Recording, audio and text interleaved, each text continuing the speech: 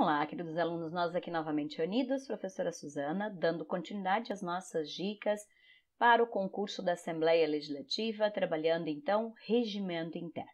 Hoje a nossa dica vai ser em relação à organização da sessão plenária. Então, a sessão plenária é aquela que acontece terças, quartas e quintas-feiras à tarde, onde o presidente da Assembleia Legislativa é quem vai, então, presidir estas sessões, é onde nós temos, então, a deliberação, a votação dos projetos de lei que passaram pelas comissões, né, no turno da manhã, ou então que foram propostas pelo governador com pedido de urgência e estão, então, sendo colocadas ali para serem votadas nestas sessões. Então, como que é este critério de organização desta nossa sessão plenária? As nomenclaturas que nós encontramos dentro deste período e o que acontece em cada um dos períodos. Isto é muito utilizado em questões de prova. Então, vamos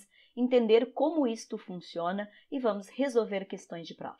Dentro da sessão legislativa ordinária plenária, tá? Porque nós temos a sessão legislativa ordinária, ela pode ser dividida nas comissões, como pode ser dividida no pleno, ou seja, na parte da tarde, aquela que reúne, então, a totalidade de deputados estaduais.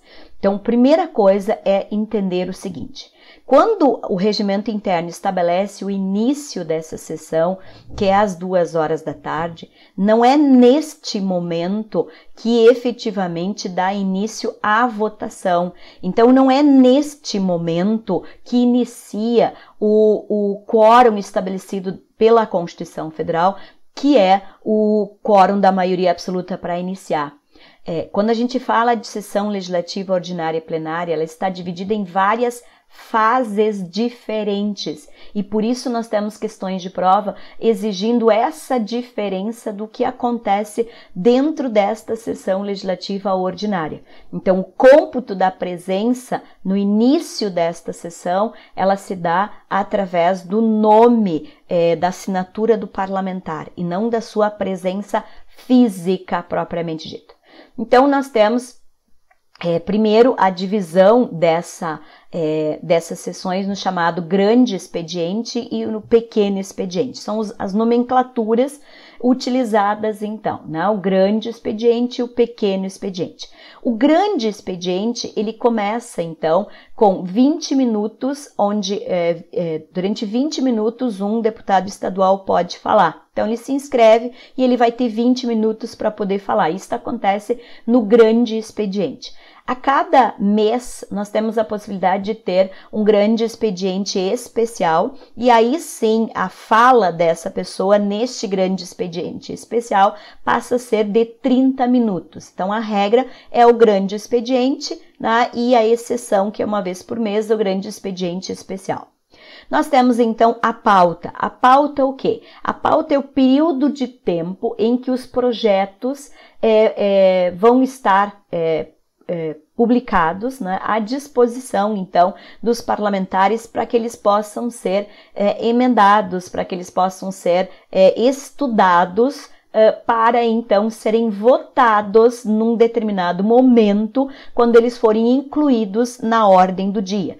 Então, a pauta é o princípio da publicidade, é o tempo que tem que ficar publicizado aquela proposição para que ela possa ser analisada, discutida pelo parlamentar. E aí a regra em relação a essa publicidade, essa permanência desta publicidade, a regra é 10 dias, vai passar para 15 dias o prazo de publicação, quando forem, então, emendas à Constituição, né? Que daí, então, passa a ser 15 dias, né? Emendas à Constituição e leis ordinárias, então, o prazo é de 15 dias. A regra normal é de 10 dias. Aí, sim, começa o que é questão de prova propriamente dito. Então, primeiro eles querem saber essa diferenciação. Então, tem que saber que existe nessa organização o grande expediente e o pequeno expediente.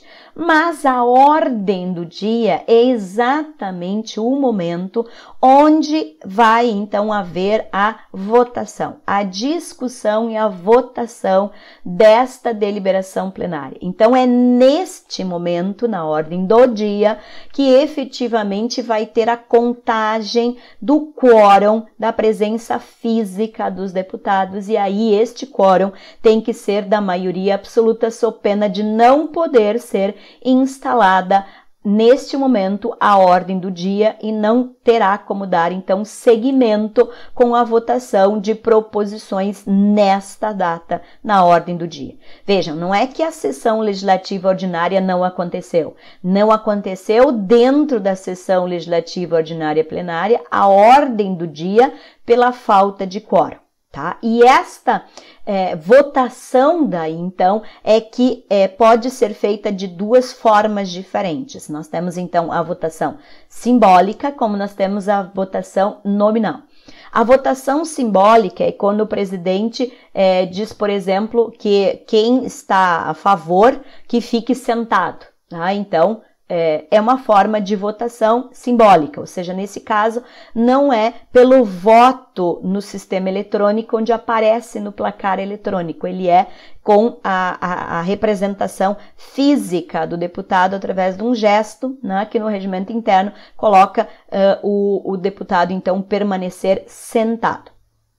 E ainda além, então, dessa pauta, né, que nós temos, onde aí sim vão ser colocados os projetos, as proposições do dia, nós temos as chamadas comunicações parlamentares, né, que acontecem após, que são, então, possíveis os parlamentares se manifestarem por 5 minutos, no máximo 16 parlamentares, e ainda temos o momento das explicações pessoais, que acontece depois da comunicação parlamentar, vai até o final da sessão legislativa ordinária plenária, que também o parlamentar tem direito a 5 minutos, só que aí o máximo são de 3 deputados.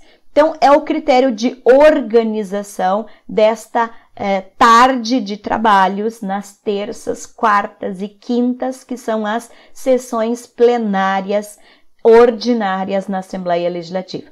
O mais importante de tudo é a separação, saber que existe então a divisão no grande expediente, no pequeno expediente, que tem então a pauta, e que a pauta é o momento específico em relação ao quórum na votação e deliberação, e além disso temos as comunicações parlamentares e as explicações pessoais. Vamos então ver questões de prova. Vejam essa aqui. Segundo o regimento interno, as fases que compõem as sessões plenárias estão listadas a seguir, à exceção de uma. Então, pequeno expediente, grande expediente, ordem do dia, explicação pessoal. Todas essas estão na ordem ali. Qual é a única que não consta nessa organização? O expediente solene, tá? Porque isso é uma sessão em separada. Depois, olha esta outra questão que diz o seguinte. As reuniões ordinárias do plenário são realizadas de segunda a quinta em rito pré-estabelecido no regimento interno. No caso aqui, era de uma outra Assembleia Legislativa que faz, então, a sua organização de segunda a quinta. No nosso caso, é de terça a quinta, né?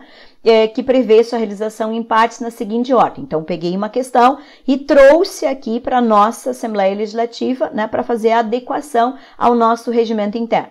Então, expediente inicial, pequeno expediente, o grande expediente, a ordem do dia, a comunicação e a explicação pessoal, né? Então, vejam, por mais que tenha um pouco diferente a nomenclatura, a ordem, na verdade, é basicamente a mesma que acontece, então, internamente na nossa Assembleia Legislativa. Então, claro que essa questão aqui vai ter um pouquinho diferente em termos do nosso regimento, mas é a mesma forma de perguntar o critério de organização desta sessão plenária ordinária.